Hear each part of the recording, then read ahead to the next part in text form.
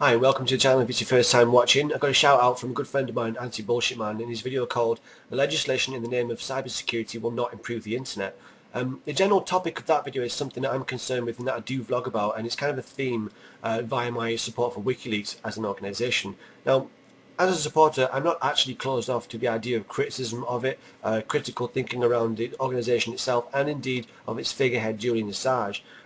WikiLeaks was largely an anonymous operation up until the middle of last year when these mega leaks started to come out. That started with collateral murder, video of the Apache helicopter gunning down innocent civilians in Iraq. Then on to Afghan war logs, Iraq war logs, and now with the US Embassy cables. These were huge leaks that needed a figurehead to facilitate a kind of smoother, more accessible media kind of face for the organisation. Unfortunately, he's been the target of many slurring attacks, and he's actually just lost his extradition hearing. He hasn't been extradited yet. He will appeal, but it looks like he will be extradited to Sweden to face questioning over allegations of sexual assault. Not actually been charged yet, still just wanted the questioning. They used a European arrest warrant to request this extradition out to Sweden. They've appealed that decision basically because they fear that it's more likely that once in Sweden he will be extradited to the US should they request it, and they have been building a case against him for many months now, although no charges have officially been brought yet. Ironically, Sweden actually has more robust freedom of information laws which will protect the work that WikiLeaks does, but it's thought that politically the UK will be in a better position to resist US requests for extradition. So Anti-Bullshit Man's video talks about this proposed legislation that will give the government massive power over internet traffic and websites. To be, basically this, it's related to the idea of the internet kill switch, and just basically a huge draconian amount of control over information on the internet. Now, these are actually powers that they've already been exercising without an official policy in place to allow them to do so. I've recently vlogged about and I've exposed an instance of Hillary Clinton lying when she said that the Obama administration has not put direct pressure on or even directly suggested to internet companies to recede their services to WikiLeaks. Remember, this is an organisation that has never been convicted of any crime. It's beaten over 200 cases against it. But regardless of that fact, these companies, these internet companies, have apparently, independently of their own back, decided to recede their services to WikiLeaks. PayPal, I found a clip of the spokesman basically admitting that yes, the State Department had written to them and said that this is a criminal organisation, this is a legal liability, you need to take away your services to them. And moving on from that, they are now trying to put legislation in place to extend that power further. You can watch more about that in Anti-Bullshit Man's video if you haven't seen it already. I'll put a link in the lower bar. But just to go back onto this extradition hearing briefly, I shall put a link to the full transcript of the decision in the lower bar. But basically the judge threw out all of the main arguments that the defence team was bringing. It did rule that the warrant was issued for the purpose of prosecution and not simply for questioning, although no charge has been officially levelled. This will be questioning with a view to potential prosecution.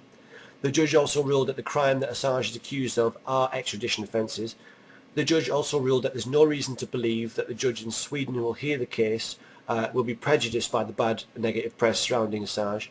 The judge also finally ruled that the fact that the evidence in the case is likely to be private and it is in keeping with Swedish custom, it doesn't mean that the trial is going to be unfair or in breach of human rights.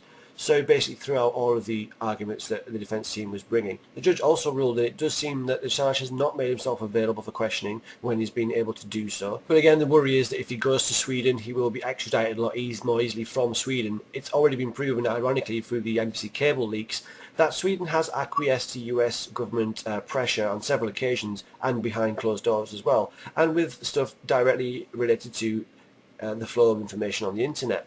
The FRA, the Swedish intelligence agency, has now officially the power to monitor and intercept all internet traffic that goes through Sweden. Now, this was done after pressure put on it by Washington, and it's important to remember that 80% of all internet traffic from Russia goes through Sweden on its way to America. So it's strategically very useful for the Washington to have a link with the Swedish intelligence agency, who now have this official ability to monitor and intercept all internet traffic. But this whole sexual abuse case, which I'm not going to go into here, it's very complex and we still can't say anything for sure of it, has taken focus away massively from the good work that WikiLeaks does.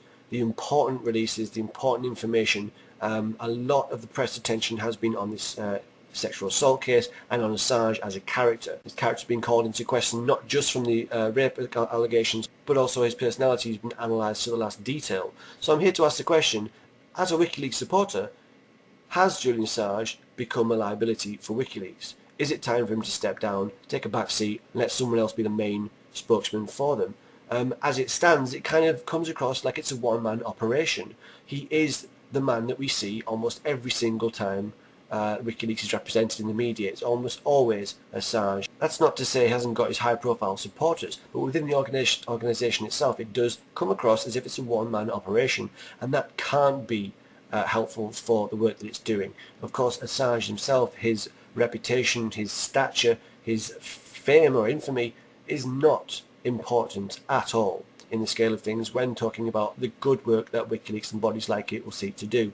There's already splinter organisations coming about. I mean, I'm going to cover the differences between WikiLeaks and the proposed alternative OpenLeaks in a future video. That's an organisation that will be set up by someone who has defected from WikiLeaks, who has himself criticised Assange as a leader, as a man, his personality and his managerial skills. So a lot of negative press around Assange, a lot of distraction from the good work that WikiLeaks is doing. Today, on the very same day that this extradition hearing was being decided, a much more important revelation came out to do with WikiLeaks, and that was the fact that PayPal had receded their services to the defence fund in support of Bradley Manning, the alleged source of the mega leaks that we've been seeing in the last several months. Now, this is a quote from Jeff Patterson, spokesman for Courage to Resist, which is the Bradley Manning Defence Fund organisation. He said that we've exchanged numerous emails and phone calls with the legal department of PayPal.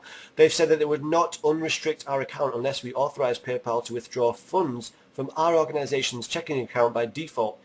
He says that our accounting does not allow for this type of direct access by a third party, nor do I trust PayPal as a business entity with this responsibility given their punitive actions against WikiLeaks, an entity again not charged with any crime by any government on earth. So this is PayPal again taking away the ability of someone who is innocent until proven guilty for the right to receive public donations for his defence fund. Bradley Manning has been kept in solitary confinement for over 7 months now in conditions that have been described throughout a lot of media as torture. He's being held pre-trial. This is a man that is innocent until proven guilty, has not yet been tried, has not yet been convicted, and PayPal have receded their services to his defence fund. They will not be able to get hold of that as it stands. Now, again, draconian measures have been taken against anybody associated with WikiLeaks. We've seen Jacob Appelbaum, contributor to WikiLeaks, have his laptop confiscated at airports 3 times now, merely for being associated with them. We've seen companies on the internet such as Twitter, PayPal, MasterCard, Visa, Amazon, all recede their services to them, and we've seen Twitter, of course, fight a subpoena to make it public that the government did actually try and get information from WikiLeaks supporters out there. So there are a lot of battlefronts to be fought with WikiLeaks, and it's a very important work and it needs a lot of support. The question I'm asking here is it time for Julian Assange to take a back seat, to step back, at least to share the burden of the representation of this as an organisation? As it stands, it kind of comes across like a one-man show, and that can't be good for the organisation. It can't be good for it to appear that this is just a one-man crusade. The work that's been done is far more important than that, far more important than the stature, the reputation, the fame or the infamy of this one person. Is it time for Julian Assange to step down, to take a back seat, even just to share the load of the representation of WikiLeaks? And that's the question I'm asking today. So yeah, thanks for watching, and links in the lower bar, go check that stuff out, and I'll speak to you soon. Bye.